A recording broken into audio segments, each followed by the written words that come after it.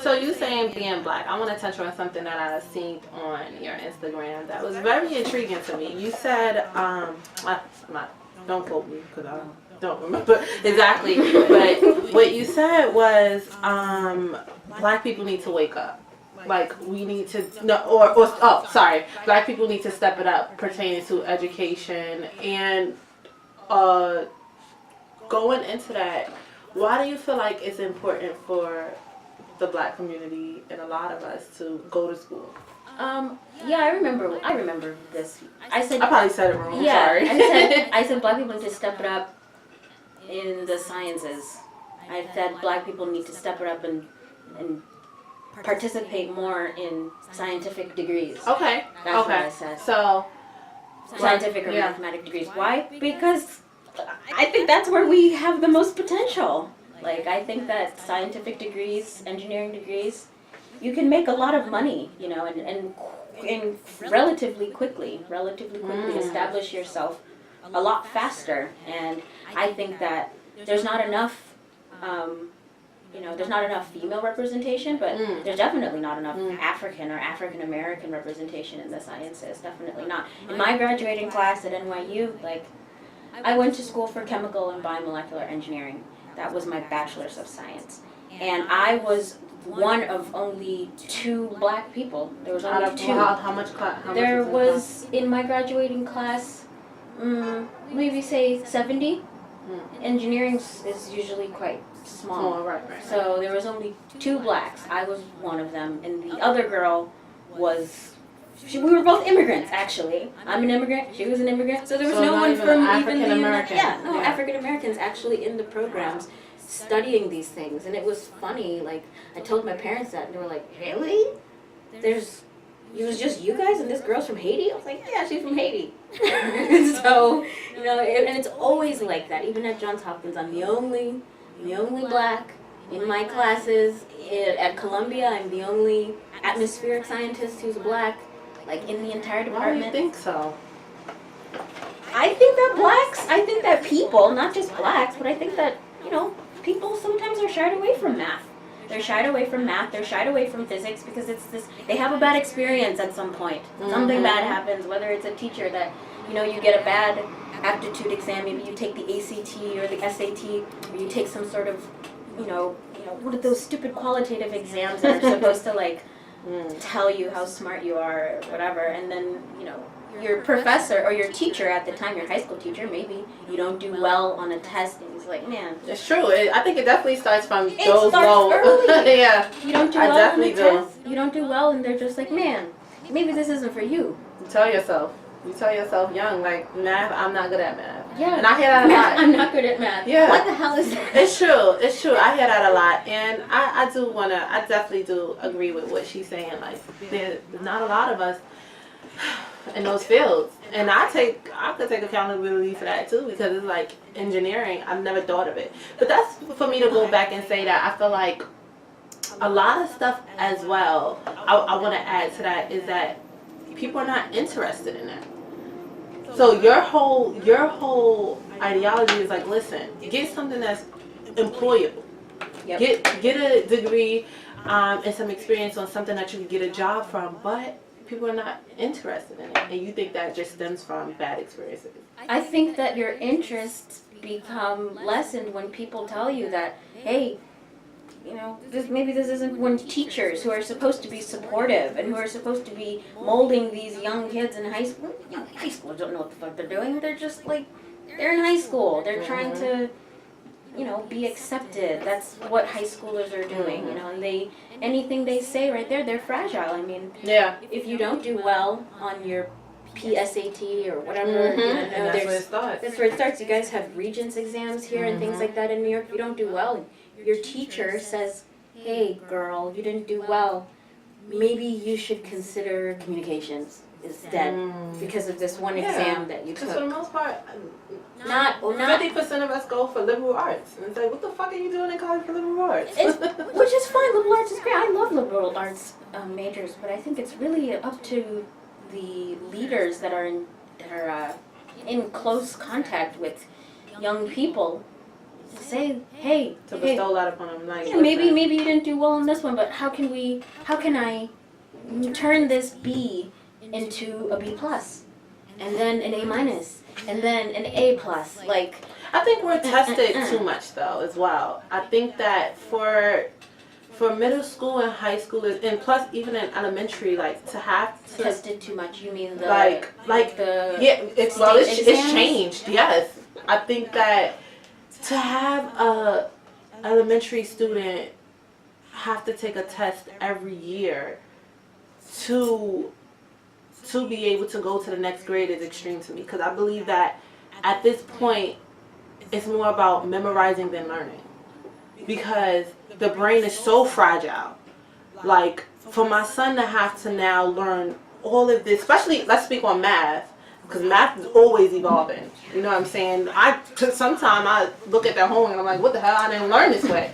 And for situations to be like that, within this time frame, for them to learn math and science and cram all these things into these young fragile brains and then test them every year on that, for them to be able to excel into the next grade is extreme to me. Like, in other societies, they don't even test as much. In Switzerland, they don't every year they're not tested, because it's more of learning than memorizing. And I think that college students do it too. We tend to memorize to get a degree than actually learning. Yeah, I like where you're going. Yeah, like people don't think about it like that. Like, I feel like, but I think the system does. I think the system knows. I think there are some kind of senses out there that see, and honestly, call me a conspiracy theorist, I think they know, especially in the black community, they know that much of us is not gonna go home and have our kids do homework,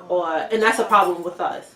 Most of us is not going to go home and have our kids do homework or study, blah, blah, blah. So they know that these kids not going to know enough to excel, blah, blah, blah. And it starts at that age to me. So I just want to touch on, like, being tested so frequently. I don't believe in that. What do you think? I think I remember being tested frequently as a kid, and I thought it was a little weird that every year.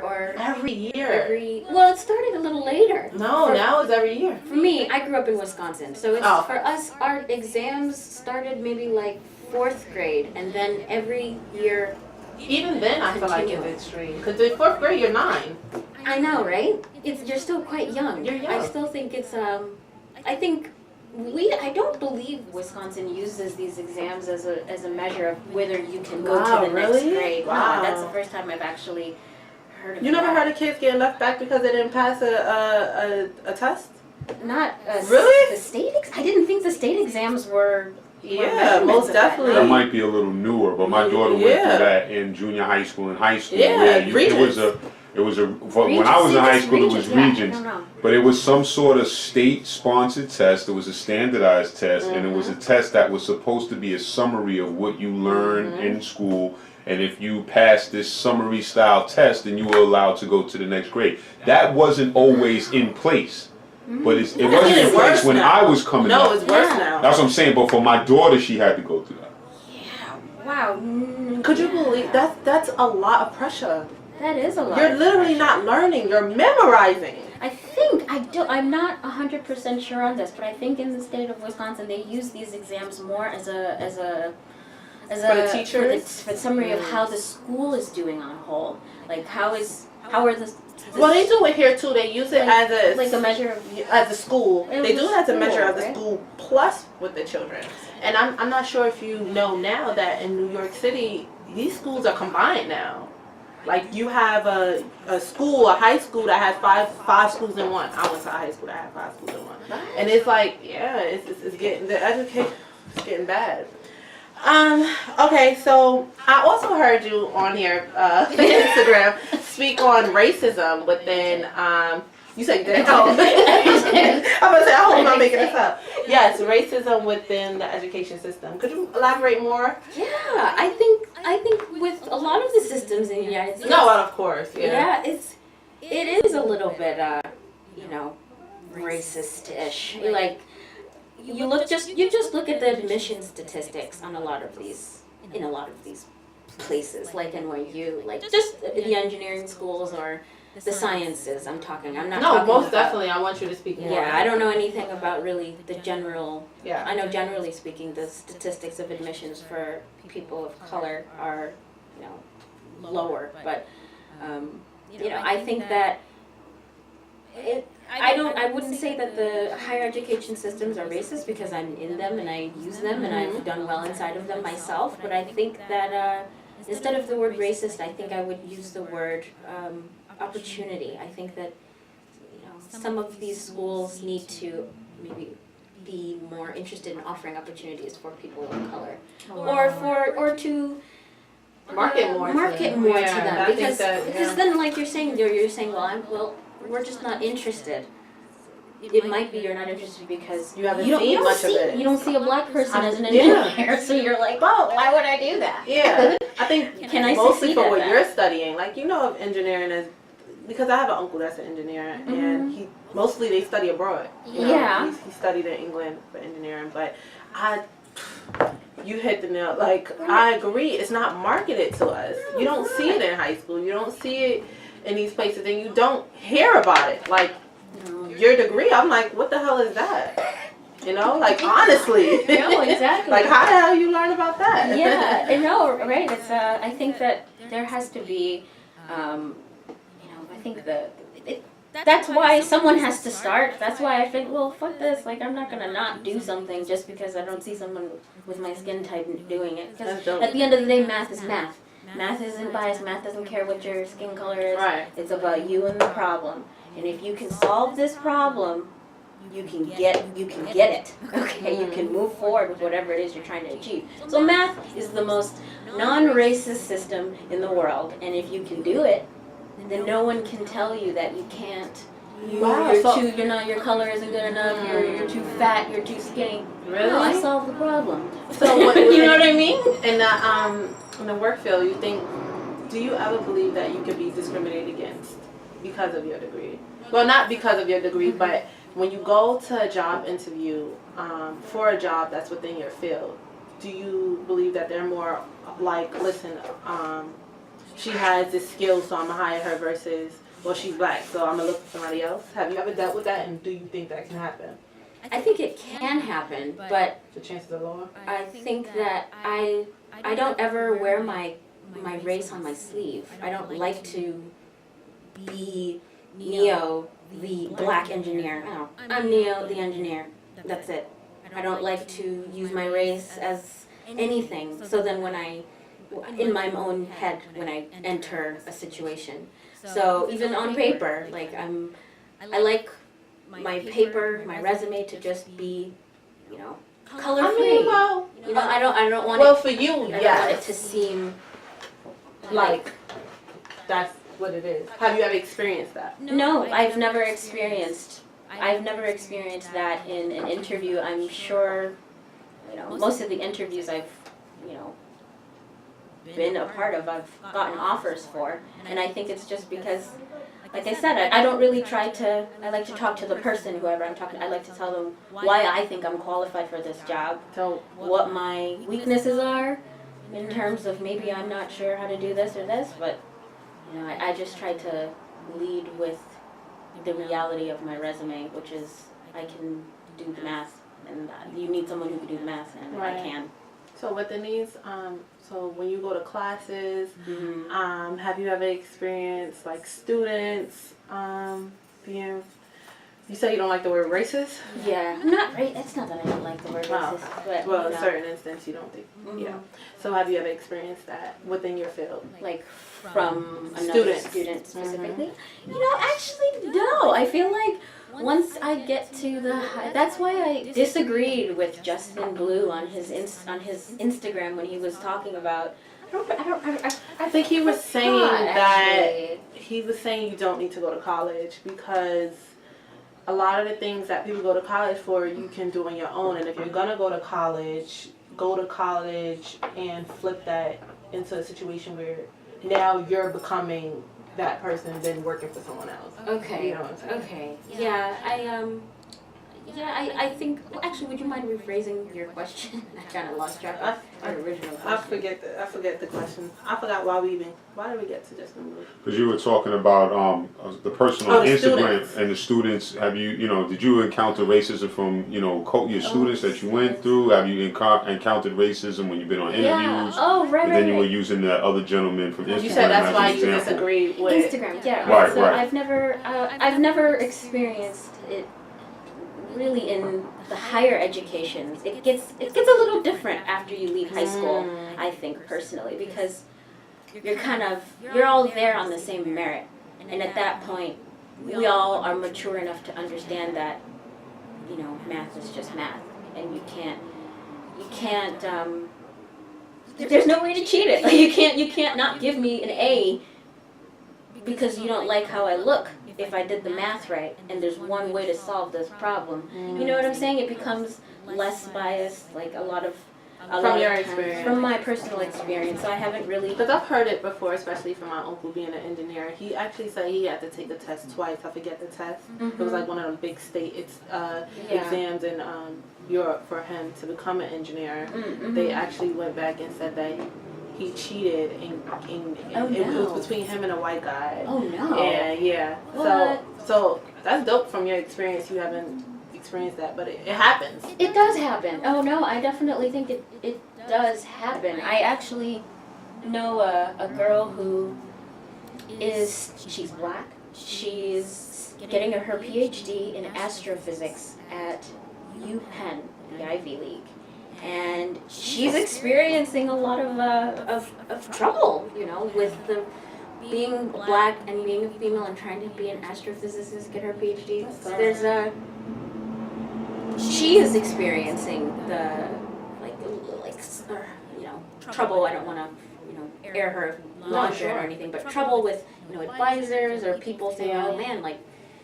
I know another African girl, one of my clients, I forget what she's studying, but she's studying something, I forget what she's studying, but she's within her master's, and she is experiencing the same thing, so it happens. It just, I think I kind of got. She's taking them to court, actually. Yeah, it's because there's no merit or basis for someone to be racist inside of an academic system where there's ways to do math. Yeah. You know what I mean? It doesn't make any sense. Okay, so do you believe that education should be free?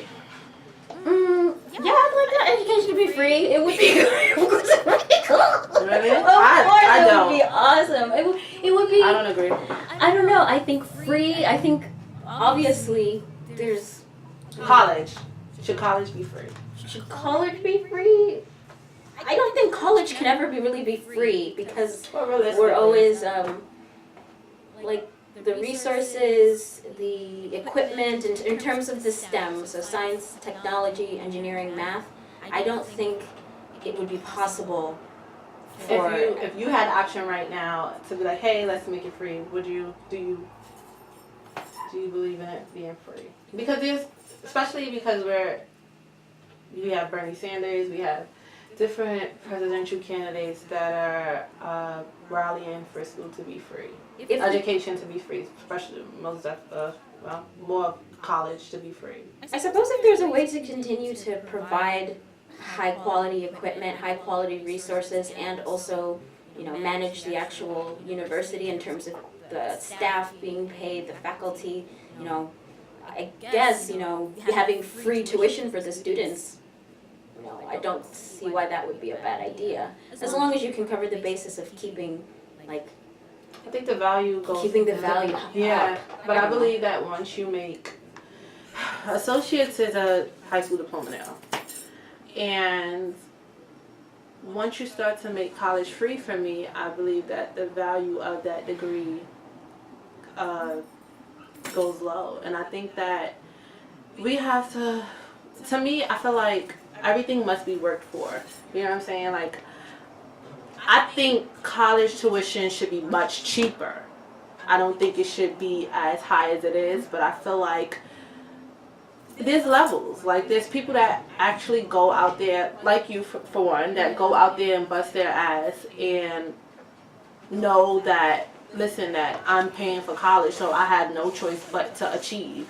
Versus if college is free, you don't feel the same. Like, I just don't like the thought of anything being free because it becomes other things. And then I think that, honestly, to me, I believe that they are more discriminated against us. Like, I think that once you get this degree, then they'll more say, well, no, she got it for free, so she ain't earn it, or stuff like that. So I personally don't believe that college should be free. It should be much more affordable. And yep. So I think to reply to what you just said, I think that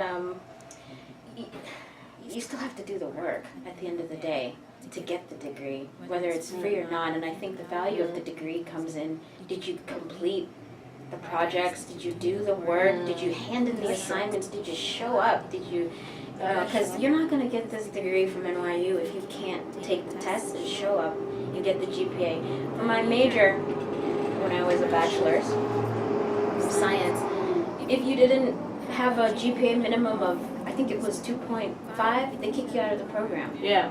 A lot of master programs like that. Yeah, masters right now, if I go below a 3.0, Yeah. they kick me out, and they don't even refund me no money. So it's like, there are still standards Yeah. embedded within the academic systems that give the degree itself value. This value. Because some people get Fulbright scholarships based off of the fact that, maybe their family have total low income, so you can, it'll be free, technically. It'll be more free than it was for someone who has a higher income, That makes sense. right? Yeah. All right. So I see that you study quantum theory. Kind of, yeah. Sure. Do you swear by it? Yeah, it's something I do for fun. It's not Okay. really, yeah. So what is quantum theory? I want you to really elaborate on it because when I see that, I was like, what the hell is this? Yeah, it's so quantum theory is it's a branch of physics.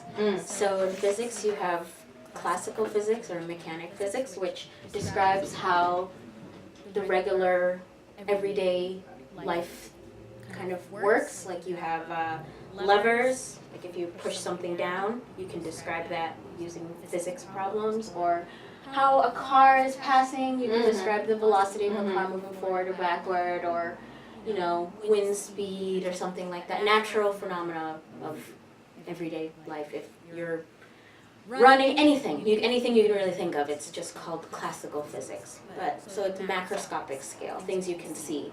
That's classical physics. Quantum theory or quantum physics zooms in on the microscopic scale, things you can't see, and tries to describe the physical molecular motion using math. This is the best way I can say it without so you have molecular or macroscopic scale, and you have microscopic scale. So quantum theory describes the physics of the microscopic scale. What made you get into it? I was tired of the macroscopic scale. I think I've had enough. I think in school we just kind of, we spend a lot of time thinking about what we see, visualizing what we can see. I wanted to, use my imagination. So then you have to, if you want to do that, you have to go to the more advanced stuff. Right. You can't be afraid. Right. Can't be So afraid. how has it been for you? It's so far so good. I think the book I have, which is by David Boehm, it's called Quantum Theory. It's by David Boehm. I bought it a few years ago. It's technical, like it's probably. You said you bought it a few years ago? Yeah, a few years ago. It's just something that I have that I do problems out of it to keep my head mathy. I don't like to go too long without doing math. It's kind of like something you have to keep practicing all the time, just like LeBron James always practicing his layups. You always have to keep practicing, or else you can get dusty. It's just true.